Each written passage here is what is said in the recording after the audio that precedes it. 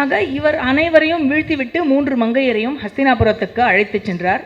தனது சொந்த மகள் மருமகள் போல் கூட்டிக் கொண்டு வந்து நேர என்ன பண்ணார், தன்னுடைய தம்பியான விசித்திர வீரியனுக்கு அவர்களை அவனுக்கு காணிக்கையாக அளித்தார். எல்லா திருமண ஏற்பாடுகளையும் செய்து வந்தார். எல்லாமே சத்தியவதியின் ஆலோசனைப்படி எல்லாமே நடந்து வந்தது.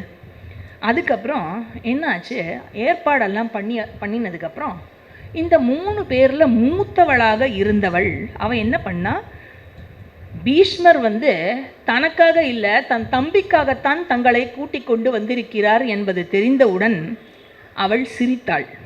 சிரித்துவிட்டு பீஷ்மரிடம் சொன்னார், நான் சௌபகா என்ற பெயர் கொண்ட ஷால்வ மன்னனை நான் மனப்பூர்வமாக விரும்புகிறேன். அதாவது இதயத்தால் நான் அவரை கணவனாக கொண்டு விட்டேன், அவரும் அவருடைய இதயத்தால் என்னை மனைவியாக கொண்டு விட்டார். இந்த விஷயம் எங்கள் அப்பாவுக்கும் தெரியும். சுயம்பரத்தில் ஆக்சுவலாக நான் அவரை தான் வரிப்பதாக இருந்தேன். ஆக இதை எல்லா அமைச்சர்கள் பிராமணர்கள் முன்னிலையில் அவர் பீஷ்மர்கிட்ட சொல்கிறார், உங்களுக்கு எல்லா தர்மமும் தெரியும், இனி இதுக்கு நீங்கள் என்ன செய்ய வேண்டுமோ அதை நீங்கள் செய்யுங்கள் அப்படின்னு யோசிச்சு நீங்களே பண்ணுங்கோ அப்படின்னா இவோ. இந்த மூத்த மகள் பேர் அம்பான்னு பேர். அவள் இந்த விஷயத்தை சொன்னவுடன் பீஷ்மர் என்ன சொல்கிறார், உன்னுடைய விருப்பத்தின்படி நீ என்ன வேண்டுமானாலும் செய்யலாம் அப்படின்னு சொல்லி அவளை ஃப்ரீ பண்ணி விட்டுட்டார். ஃப்ரீ பண்ணி விட்டுட்டு அடுத்த 2 சிஸ்டர்ஸ் இருந்தா இல்லையா, அம்பிகா அம்பாலிகா, இவர்கள் இருவரையும் விசித்திர வீரியனுக்கு மனம் முடித்து வைத்தார். விசித்திர வீரியனும் அறம் சார்ந்தவனாக இருந்தான்.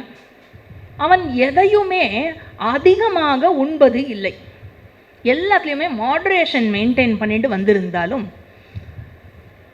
தர்மாத்மாவாக இருந்தவன் திருமணத்துக்கு பிறகு என்ன ஆயிடுத்து அப்படின்னாக்கா காமாத்மாவாக ஆகிவிட்டான். தன்னுடைய யௌவனத்தின் மீது அவனுக்கு ஒரு அபிமானம் இருந்தது. அழகான உடலை கொண்டிருந்த அவனுடைய 2 மனைவியர்கள் அவர்களுடன் உல்லாசமாக 16 வருடம் வாழ்ந்தான். அதற்கு பிறகு என்ன ஆச்சு, காச நோயானது அவனை தாக்கியது. என்ன ஆயிடுத்து, எல்லா நண்பர்களும் உறவினர்களும் இவனுடைய காச நோயிலிருந்து விடுவிக்க என்னெல்லாம் பண்ண முடியுமோ எல்லா எஃபர்ட்ஸும் எடுத்தா, ஆனால் எல்லா முயற்சியும் பலனை கொடுக்கவில்லை. என்ன ஆயிடுத்து, விசித்திர வீரியன் மறைந்து போகும் சூரியனைப் போல் கொஞ்சம் கொஞ்சமாக தேய்ந்து மடிந்தே போனான். சத்தியவதியின் ஆலோசனையின்படி குரு பரம்பரையினுடைய பிராமணர்கள் எல்லோரையும் அழைத்து பீஷ்மர் அவனுக்கும் ஈமக்கடன் செய்து முடித்தார். என்ன ஒரு கஷ்டம் பாருங்கோ. அப்பாவுக்கு பண்ணார், முதல் தம்பிக்கு பண்ணார், கடைசி குழந்தை தன் புள்ள மாதிரி வளர்த்தார், அவனுக்கும் தன் கையாலேயே ஈமகாரியம் செய்ய வேண்டியதாக போச்சு. சத்தியவதி அவள் நிலைமையை யோசிச்சு பாருங்க. ஹஸ்பண்டும் போயாச்சு, இருந்த 2 குழந்தையும் போயாச்சு.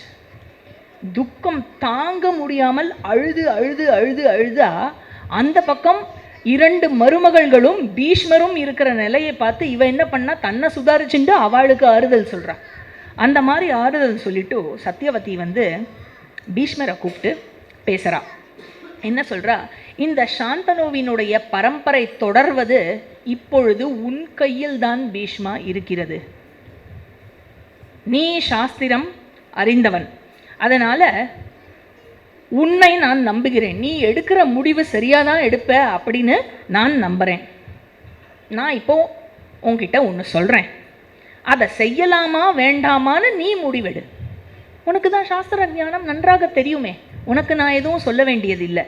அதனால் இந்த பிள்ளை இல்லாதவனாக விசித்திர வீரியனானவன் மறைந்து விட்டான் இல்லையா? ஆக அவன் ஸ்வர்க்கம் எய்தினான், பிள்ளையே கொடுக்காம அவன் போயிட்டான். அவர்கள் இருவரும் பிள்ளை பேறு பெறுவதில் இன்னும் விருப்பம் கொண்டுள்ளார்கள். ஆக அவர்களிடம் நீ நம்முடைய சந்ததியை வளர்க்க வேண்டும், நீ உருவாக்க வேண்டும். அப்படி உருவாக்கி உன்னுடைய மூதாதையரை நீ காக்க வேண்டுமே ஒழிஞ்சு இதுக்கு மாட்டேன்னு சொல்லி அவர்களை நரகத்தில் அழுத்தி விடாதே அப்படிங்கிறா சத்தியவதி. உடனே அவள் தர்மத்துக்கு உட்பட்டு சொல்லியிருக்காள். இதற்கு பீஷ்மர் ரிப்ளை பண்ணுறார். அவர் கொடுக்குற ரிப்ளையும் அறத்திற்கு உட்பட்டே அவரும் பேசுகிறார். ஹே மாதே, நீங்கள் சொல்வது தர்மத்துக்கு உட்பட்டதே. ஆனால் புத்திர பேரு குறித்து என்னுடைய விரதம் என்ன என்பது உங்களுக்கு தான் தெரியுமே. நீங்கள் அதை நினைவில் கொள்ள வேண்டும். உங்களுடைய திருமணம் அப்பாவோடு நடந்தபோது என்ன விரதம் நான் எடுத்தேன் அப்படிங்கிறது உங்களுக்கு நன்னா தெரியுமே. ஆக நான் 3 லோகத்தையும் துறப்பேன். ஸ்வர்க்கத்தின் அரசாங்கமே கிடைத்தாலும் அதை துறப்பேன். ஏன், அதையும் விட மேன்மையானது எதை வேண்டுமானாலும் துறப்பேன். ஆனால் செய்த சத்தியத்தை ஒரு நாளும் துறக்க மாட்டேன். ஆக பஞ்சபூதங்கள் அவர்களுடைய தர்மத்திலிருந்து மீறலாம். சூரியனும் சந்திரனும் அவர்களுடைய தர்மத்திலிருந்து மீறலாம். ஏன், தேவர்கள் கூட அவரவர் தர்மத்திலிருந்து, இந்திரன் கூட அவருடைய தர்மத்திலிருந்து மீறலாம். என்னால் சத்தியத்தை துறக்க முடியாது. உடனே சத்தியவதி என்ன சொல்றா, சத்தியத்தில் இருக்கும் உன்னுடைய இந்த அர்ப்பணிப்பு எனக்கு நன்றாக தெரியும். ஆனால் உன்னுடைய மூதாதையர்கள் துயரடையாதபடி நீ என்ன செய்ய வேண்டுமோ இப்போ நீ அதை செய். எனக்கு புரியுறது, நீ இதுதான் சொல்லுவேன்னு எனக்கு தெரியும். இருந்தாலும் இப்போ நம்ம என்ன பண்ணணும்னு நீ நினைக்கிற அப்படின்னு கேட்டோடனே பீஷ்மர் என்ன சொல்கிறார் அப்படின்னாக்க, தயவு செஞ்சு தர்மத்திலிருந்து உங்களது பார்வையை விலக்கி விடாதீர்கள். இவ்வளவு கஷ்டமான ஒரு சூழ்நிலை வருது அப்படிங்கும்பொழுது ரொம்ப முக்கியமான விஷயம். மனிதனினுடைய புத்தி என்னென்னா, கஷ்டமான சூழ்நிலை வரும்போது எப்படியான கஷ்டத்தை கிராஸ் பண்ணணும்னு யோசிப்போமே ஒழிஞ்சு நம்ம பண்ணுறது தர்மத்துக்கு உட்பட்டதா தர்மத்துக்கு உட்பட்டது இல்லையான்னு யோசிக்கிறது இல்லை, இல்லையா?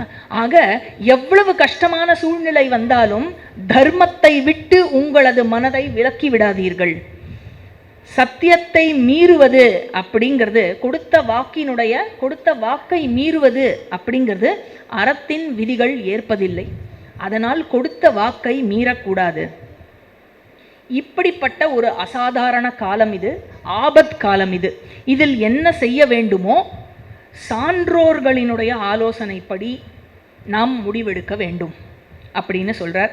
அதுக்கப்புறம் அவர் என்ன பண்ணுறார், உங்களுக்கு ஞாபகம் இருக்கும், நம்ம ஏற்கனவே இதுக்கு முன்னாடி அத்தியாயங்களில் எப்படி இந்த என்டையர் பூமியை பரசுராமர் அதர்மமாக ஆட்சி செஞ்ச க்ஷத்திரியர்களை ஃபுல்லாக வாஷ் அவுட் பண்ணார் அப்படின்னு 21 முறை அவர்களை போரிட்டு கொன்றார். அப்படி வாஷ் அவுட் பண்ணார். ஆக அவர் அந்த மாதிரி செய்த பிறகு இந்த பூமியே க்ஷத்திரியர்கள் அற்று, லிட்ரலி இல்லையா, தர்மமாக இருந்த சில பேரை தவிர இந்த பூமியே க்ஷத்திரியர்கள் அற்று இருந்தபோது அந்த க்ஷத்திரிய பெண்கள் என்ன பண்ணா அப்படின்னாக்க,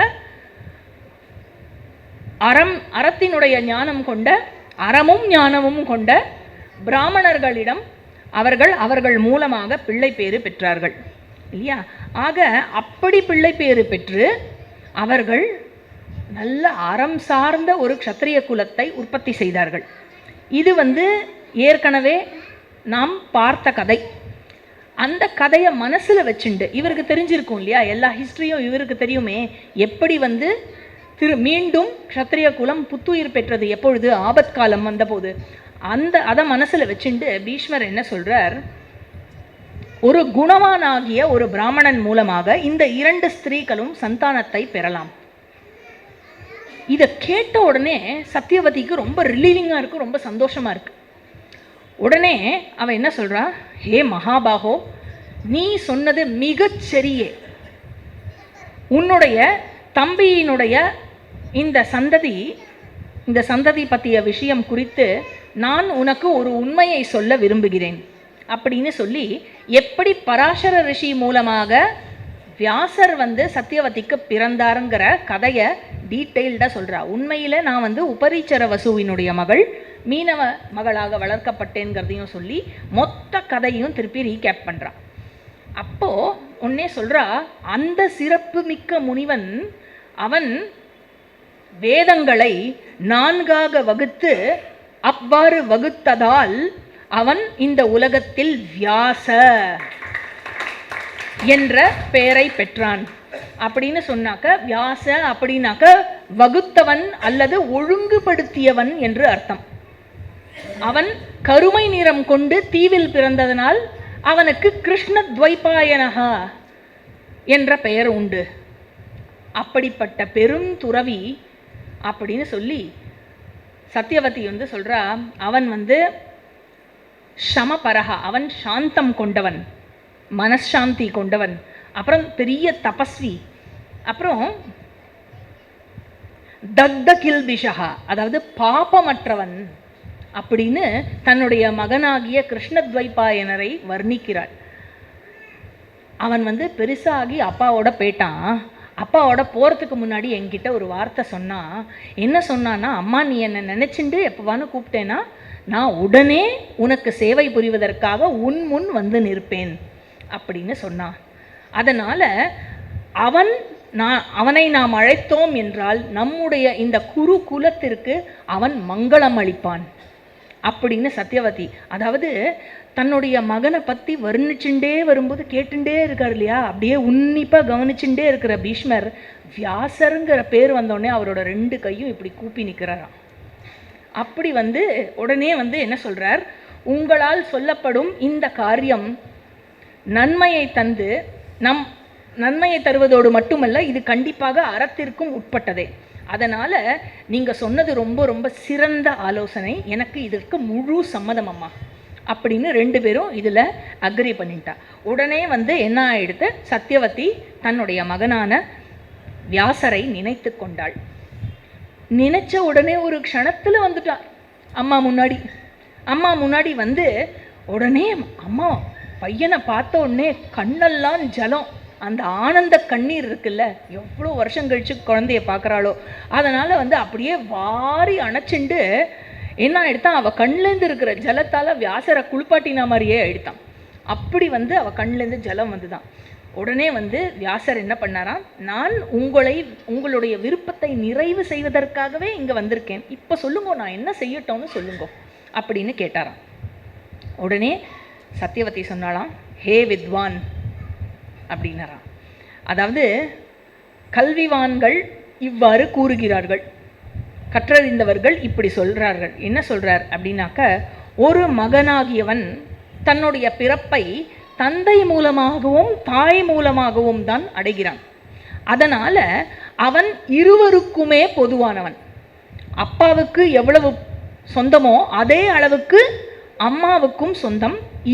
இருவருக்குமே, அப்பா அம்மா இருவருக்குமே அந்த மகனிடத்தில் சம உரிமை உள்ளது, இதில் எந்த சந்தேகமுமே இல்லை. ஹே பிரம்மர்ஷி, என்னுடைய பூர்வ ஜென்ம புண்ணியத்தினால் எப்படி நீ எனக்கு மகனாக கிடைத்தாயோ அதே போல நீ என்னுடைய மூத்த மகனாக கிடைத்தாய். எனக்கு என்னுடைய இளைய மகனாக விசித்திர வீரியன் கிடைத்தான். அவனுக்கு, விசித்திர வீரியனுக்கு நீ தாய் வழியில் அண்ணா, அதே போல விசித்திர வீரியனுக்கு அவனுடைய தந்தை வழியில் பீஷ்மர் அண்ணா. அப்படி இருக்கு. ஆக எனக்கு தெரியலை நீ என்ன மனசில் நினச்சின்னு இருக்கேன்னு. பீஷ்மர் உண்மைக்கு அர்ப்பணித்துள்ளார் தன்னுடைய வாழ்க்கையை. அதனால் பிள்ளையை பெறுவதற்கு அவருக்கு எந்த விருப்பமும் இல்லை. ஏ பாப்பமற்றவனே, நீ இந்த குலம் தழைப்பதற்காக, பீஷ்மரும் இதுதான் விரும்புகிறார், நீ என்னுடைய கட்டளையை ஏற்று, என்னுடைய கட்டளையாக இருக்கிறது, பீஷ்மருடைய விருப்பமாக இருக்கிறது. அது மட்டுமல்ல, இந்த பூமியில் இருக்கும் அனைத்து உயிர்களுக்கும் இதுவே நன்மையை கொடுக்கும், இந்த ராஷ்டிரத்தில் இருக்கும் மக்களுக்கு இதுவே பாதுகாப்பை கொடுக்கும். அதனால் நான் சொல்வதை நீ செய்ய வேண்டும் அப்படிங்கிறார். விசித்திர வீரியனுடைய 2 மனைவியர்கள் அம்பிகா, அம்பாலிகா. வாரிசு பெறும் விருப்பம் அவர்களுக்கு இருக்கு. ஆனால் கணவன் இறந்து விட்டான். அதனால் அவர்களிடம் நீ பிள்ளையை பெறுவாயாக அப்படின்னு கேட்டுக்கிறான். உடனே வியாசர் என்ன சொல்றார், நீங்க விரும்புறத நான் செய்கிறேன், ஆனால் ஒரு கண்டிஷன் இருக்கு. அவர்கள் இருவரும் ஒரு முழு வருடத்திற்கு நோன்பு கடைபிடிக்க வேண்டும், விரதம் இருக்க வேண்டும். அந்த மாதிரி விரதம் இருப்பதனால் அவர்கள் தூய்மை அடைவார்கள். ஏன் அப்படின்னாக்க, நான் ஒரு கடும் தபஸ்வி, கடும் தவம் செய்யாமல் எந்த பெண்ணாலும் என்னை நெருங்கவே முடியாது. அதனால் அவர்கள் இருவரும் தவம் செய்ய வேண்டும். சத்யவதி, மகனே, இவர்களுக்கு சீக்கிரமாக கர்ப்பம் தெரிக்க வேண்டும் இல்லையா? ஏன்னா அரசனே இல்லாமல் இந்த ராஷ்டிரமானது இருந்து கொண்டிருக்கிறது. இந்த ராஜ்யம் இப்படி அரசனே இல்லாமல் இருந்தால் பிரஜைகள் அனாதையாக பாதுகாப்பு இல்லாமல் இருப்பார்கள், அதனாலேயே அழிந்து போவார்கள். அதனால எப்படி அழிந்து போவார்கள்? என்னால் அரசன் இல்லை, அதனால் வேள்விகள் இல்லை, வேள்விகள் நடக்கவில்லை, நற்காரியங்கள் நடக்கவில்லை, அதனால் மழை பொழியவில்லை, மழை பொழியவில்லை, தேவர்கள் இந்த நாட்டில் எப்படி வசிப்பார்கள்? அதனால் அழிவுதான் நேரிடும். அதனால் இந்த மங்கையர்கள் சீக்கிரமாக கருத்தரிக்கும்படி என்ன செய்ய வேண்டுமோ அதை செய்வாயாக. அதற்கப்புறம் அந்த குழந்தைகள் நல்லபடியாக பிறந்து அரியணை ஏறும் வரை மற்ற எல்லா வியவஸ்தாவும் பீஷ்மர் பார்த்துப்பார், என்னுடைய கைடன்ஸுக்கு அடியில் பீஷ்மர் பார்த்துப்பார் அப்படிங்கிற சத்யவதி. உடனே வியாசர் சொல்கிறார், இந்த மாதிரி அகாலத்தில், அதாவது நோன்பை எடுத்துக்கொள்ளாமல், விரதம் எடுத்துக்கொள்ளாமல் அவர்கள் பிள்ளையை பெற வேண்டும் என்றால் என்னோட கோரத்தை அவர்கள் பொறுத்து கொள்ள வேண்டும். அதுவே அவர்கள் எடுத்துக்கொள்ள வேண்டிய விரதமாக இருக்கும். என்ன சொல்றார்? அம்பிகாவால என்னோட கோரத்தை, என்னுடைய நிறம் கருப்பா இருக்கிறது மட்டும் இல்லை, என்கிட்ட கடுமையான ஒரு நாற்றம் இருக்கு, அந்த நாற்றத்தை பொறுத்து கொள்ள வேண்டும். என்னுடைய தோற்றமே ரொம்ப கொடுமையான தோற்றமாக இருக்கிறது. என்னுடைய கோர முகம், என்னுடைய ஆடைகள், என்னுடைய உடல், இதெல்லாத்தையும் அவளால் தாங்கிக் கொள்ள முடியும் என்றால், தாங்கிக் கொண்டாள் என்றால் அவளுக்கு அருமையான ஒரு மகன் பிறப்பான். ஆக உடனே என்னது, வைஷம்பாயனர் சொல்றார். இவ்வாறு சொல்லிவிட்டு அவர் என்ன பண்ணார்? போயிட்டார் அவர் வியாசர். ஆக அம்பிகா என்ன சொன்னார்? அவள் போகிறதுக்கு முன்னாடி என்ன சொல்லிட்டு போனார்னா, அம்பிகா ரித்துஸ்நானம் முடிச்சுட்டு ஆடை ஆபரணங்களை தெரித்து அவளோட ரூமில் எனக்காக காத்திருக்க சொல் அப்படின்னு சொல்லி மறைஞ்சு போயிட்டார் வியாசர். உடனே நான் எடுத்து சத்யவதி நேராக அம்பிகா கிட்ட போகிறா. அம்பிகா கிட்ட போய், அதாவது என்னுடைய கேடு காலத்தினால், அம்பிகா, என்னுடைய கேடு காலத்தினால் தான் இந்த பரத குலம் இப்பொழுது அழிவை கண்டு கொண்டிருக்கிறது. ரொம்ப ஃபீல் பண்ணி சொல்கிறா. எப்படி ஒரு விரதத்தை வாங்கிட்டேன் நான் பீஷ்மர் கிட்டேருந்து, தேவவிரதன் கிட்டேருந்து இல்லையா? என்னால் தான் இன்னைக்கு இந்த நிலைமைக்கு வந்திருக்கு. அதனால் நம்முடைய குலம் தழைக்க பீஷ்மர் என்கிட்ட ஒரு ஆலோசனை சொன்னார். அந்த ஆலோசனையின்படி அது நிறைவாக வேண்டும், அது நிறைவடைய வேண்டும்னா அது உன் கையில் தான் இருக்குது. அதனால் இந்த பரம்பரையை மீட்டெடுக்க வேண்டிய ஒரு பெரிய பொறுப்பு உங்ககிட்ட இருக்குது. அதை கேட்டுட்டு போகிறதுக்கு தான் நான் வந்திருக்கேன். அதனால் நீ குழந்தை பெற்றெடுக்க வேண்டும். அம்பிகாவும் ரொம்ப ரொம்ப தர்மத்துக்கு உட்பட்டு வாழ்ந்தவள், தர்ம அனுஷ்டானத்தில் ரொம்ப ரொம்ப சிறப்பானவள். ஆக நீ இப்படி குழந்தையை பெற வேண்டும் அப்படின்னு மாமியார் சொல்லிட்டு போகிறா இல்லையா? ஆக இவள் தயாராக இருக்க வேண்டும் அப்படின்னு சொல்லிட்டு என்ன சொல்கிறா, எல்லா பிராமணர்கள் அதுக்கப்புறம் எல்லா இருக்கும், இவளை தயாராக இருன்னு சொல்லிட்டு பின்னாடியே எல்லா பிராமணர்கள் மற்றவாளெல்லாம் கூப்பிட்டுருந்தா. கூப்பிட்டவாளுக்கெல்லாம் இவ போய் சர்விங் பண்ண போயிட்டா. முழுசாக இவகிட்ட இன்னும் விஷயத்தை சொல்லலை. சரியா? உடனே இவ என்ன பண்ணா, ரிதுஸ்நானம் முடித்து விட்டு ஆடை ஆபரணங்கள் எல்லாத்தையும் தரித்து கொண்டு காத்திருக்க சொன்னா இல்லையா? அதனால காத்திருந்தாள். ஆக என்ன சொல்லியிருக்கா சத்யவதி? விசித்திர வீரியனுடைய அண்ணன் வருவான், அவனே உனக்கு கர்ப்பம் தரிக்க செய்வான். ஆக அவன் வரும் வரை, அவன் நள்ளிரவில் வருவான், அவன் வரும் வரை நீ விழித்திரு அப்படின்னு சொல்லிட்டு இவ போயிட்டான். சத்தியவதி. இவன் என்ன பண்ணா, விசித்திர வீரியனுடைய அண்ணன் அப்படின்னு சொன்னாக்க, அந்த பெரிய ஃபேமிலி ட்ரீல பீஷ்மர் வந்து டைரக்ட் பிரதர். அதை தவிர இதுக்கு முன்னாடி இருந்த ராஜாக்களினுடைய பிரதர்ஸ் அவளுடைய சந்ததியெல்லாம் வந்திருக்கும் இல்லையா. ஆக இந்த குரு ஃபேமிலியில் மற்றவர்கள் கூட இருந்தார்கள். அதனால் பீஷ்மரோ இல்லை யாரோ அப்படின்னு இவ வந்து அதையே நினச்சிண்டு இவ பாட்டுக்கு வெயிட் பண்ணிட்டு உட்காந்துட்டு இருந்த டைமில் வியாசர் வந்தார். அவருடைய கண்ணு எப்படி இருந்ததுன்னா, காப்பர் கம்பி இருக்குல்ல அந்த மாதிரி இருந்துதான். செவ செவ செவ செவ செவன். அண்ட் கரடு முரடாக இருந்த அவருடைய தாடி, இது ரெண்டுத்தையும் பார்த்து இவ பயந்தே போய் கண்ணை மூடின்ட்டாளாம். ஆக ஒரு தடவை கூட வியாசரை கண்ணை திறந்தே பார்க்கலையாம். வியாசர் அறையை விட்டு வெளில வந்தபோது சத்தியவதி வந்து கேட்குறா, இந்த இளவரசி பிள்ளை பெருவாளா அப்படின்னு கேட்குறா வியாசர்கிட்ட.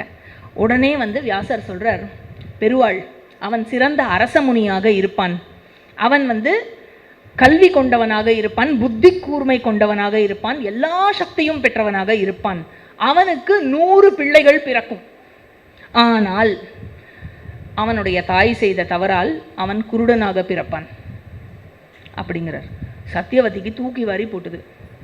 ஒரு குருடன் எப்படி அப்பா இந்த ராஷ்டிரத்திற்கு ஏகாதிபதியாக இருக்க முடியும்? அதனால் நீ இன்னொரு மகனை கொடுத்தாக வேண்டும் அப்படிங்கிறார். உடனே வியாசர் வந்து அம்மா சொல்லிட்டா இல்லையா, அப்படியே ஆகட்டும்னு சொல்லிட்டு அவர் மறைஞ்சு போயிட்டார். உடனே வந்து சத்தியவதி என்ன பண்ணுறா, நெக்ஸ்ட்டு சிஸ்டர் இருக்கா இல்லையா அம்பாலிகா, அவகிட்ட பேசி அவளுடைய உறுதியை பெற்று அவளை ரெடியாக இருக்க சொல்லிட்டு முன்னாடி மாதிரியே வியாசரை அழைக்கிறாள். வியாசரை பார்த்த உடனே அவள் பயந்து போய் அந்த அதிர்ச்சியில் வெளுத்து போயிட்டான். அதனால் என்ன எடுத்து வியாசர் என்ன சொல்கிறார், நீ என்னை பார்த்து பயந்து வெளுத்து போனதுனால உனக்கு வெளுத்து போன, அதாவது மங்கிய மகன், மங்கிய நிறம் கொண்ட மகன் பிறப்பான். அவனுக்கு பாண்டுன்னு பேர். பாண்டு என்று சொன்னாலே ஒளி இழந்தவன், அந்த மங்கியவன் அப்படின்னு அர்த்தம்னு அவர் பேடுறார். இவர் வெளியில் வந்த உடனே சத்தியவதி திரும்ப கேட்குறார். உடனே இவர் வந்து அந்த விஷயத்தை சொல்கிறார். சொல்லிட்டு இவ என்ன சொல்கிறா, அதனால் இன்னும் ஒரு குழந்தை வேண்டும், எனக்கு திருப்தியாக இல்லையே இல்லையா, அதனால் இன்னும் ஒரு குழந்தை வேண்டும் அப்படின்னு ஒன்னே அப்படியே ஆகட்டும் அப்படின்னு போய்டுறார்.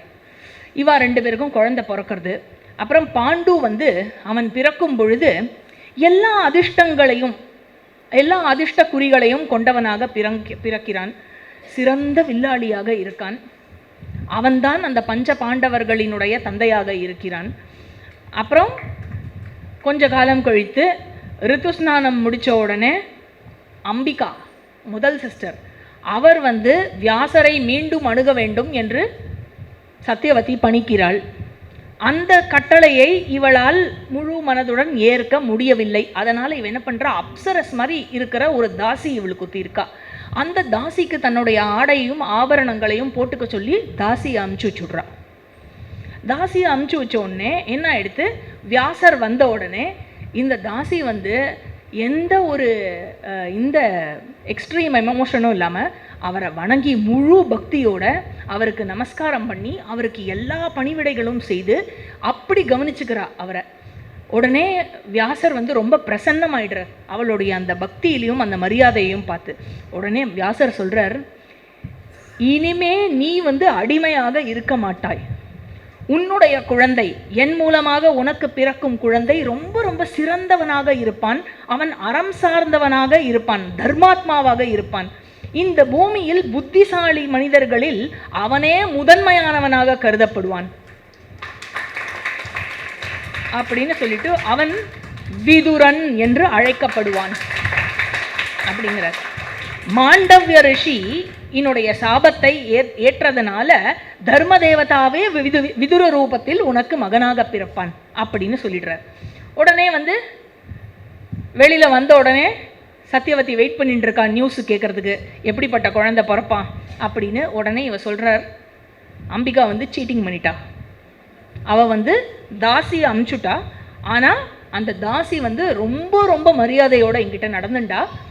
அவளுக்கு வந்து அருமையான குழந்தை பிறக்கும் அப்படின்னு சொல்லிட்டு மறைஞ்சு போயிட்டார். ஆக இந்த 3 குழந்தைகளும் வியாசருடைய பிரசாதமாக கிடைச்ச குழந்தை இல்லையா, அதனால் மகா தேஜஸ்வியாக இருந்து இவர்கள் தான் இந்த குரு வம்சத்தையே விருத்தி செய்ய போகிறார்கள். ஆக இதை சொன்ன உடனே வைஷம்பாயனர் இப்படி சொல்லி முடித்த உடனே ஜனமேஜயன் வந்து கேட்கிறான். என்ன சொல்றார்? சபிக்கப்படும்படி அந்த தர்ம தேவதா என்ன தப்பு செய்தார்? மாண்டவிய ரிஷி சபிக்கும்படி தர்ம தேவதா என்ன தப்பு செய்தார்? வைஷம்பாயனர் சொல்றார், மாண்டவியர் அப்படிங்கிறவர் ஒரு பிராமணர். அவர் வந்து தர்மத்திற்கும் சத்தியத்திற்கும் சந்நியாசத்திற்கும் துறவிற்கும் தன்னை அர்ப்பணித்த ஒரு பிராமணர். அந்த முனிவர் ஒரு முறை என்ன பண்ணார்? மரத்தடையில் மௌன விரதத்தை கடைபிடித்தார். பேசா நோன்பை கடைபிடித்து வந்தார். பல வருஷங்களுக்கு அவ்வாறு கடைபிடித்து வந்தார். மரத்திற்கு அடியில் இப்படி கை அப்படி விரிச்சுன்னு இப்படி உக்காந்தபடி அவர் பாட்டுக்கு பேசா நோன்பை கடைபிடித்து வந்தார். ஒரு நாளைக்கு என்னாச்சு, சில திருடர்கள் கொள்ளையடித்த அந்த பொருட்களை எடுத்துக்கொண்டு வந்து அந்த அரச மரத்தடியில், எந்த அரச மரத்தடியில் அவர் உட்காந்துருக்காரோ அந்த அரச மரத்தடியிலேயே கொள்ளையடிக்க பொருளை பதுக்கி வைக்கிறதுக்காக பதுக்கியும் வச்சு அவர்களும் ஒளிந்து கொண்டார்கள். என்ன ஆயிடுத்து, அந்த இடத்துல காவலாளிகள், அரசுடைய காவலாளிகள் அவர்களை தேடி துரத்தி கொண்டு ஓடி வரும் பொழுது இந்த முனிவரிடம் கேட்டார்கள், பார்த்தேளா இந்த மாதிரி யாரையான்னு. இவர் பதிலளிக்கவில்லை. ஏன்? பேசா நோன்பு இருக்கிறார், அதனால பதிலளிக்கவில்லை. உடனே என்ன பண்ண ஆரம்பிச்சா, அவர் சுற்றி இருக்கிற அந்த அரச மரத்தை சோதனையிட ஆரம்பித்தார்கள். சோதனையிடும் பொழுது திருடர்களையும் கண்டுபிடித்தார்கள், திருட்டு போன பொருட்களையும் கண்டுபிடித்தார்கள். இவர் வாயை திறக்காமே இருந்திருக்கார், சொல்லியிருக்கலாம்ல. அதனால் இவரும் ஒருவேளை இவர்களுடைய கையாளோ அப்படிங்கிற சந்தேகம் கொண்டு முனிவரையும் நேர மன்னனிடம் இழுத்து சென்றார்கள். அப்படி இழுத்து சென்ற உடனே என்ன ஆயிடுத்து, முனிவர் வந்து இதற்கு சம்பந்தப்பட்டவர் என்று ஏற்கப்பட்டு மன்னன் வந்து அவரை சூலத்தில் ஏற்றும்படி ஆணையை பிறப்பிக்கிறான். சூலம்னா அந்த கழுவில் ஏற்றும்படி ஆணையை பிறப்பித்து விட்டான். முனிவரை கழுவில் ஏற்றினதுக்கப்புறம் என்ன ஆயிடுத்து, நீண்ட நேரத்திற்கு உணவில்லாமல் எந்த ஒரு அசைவும் இல்லாமல் அவர் இருந்த பொழுதும் அவர் சாகவே இல்லை, உயிருடனே இருந்தார்.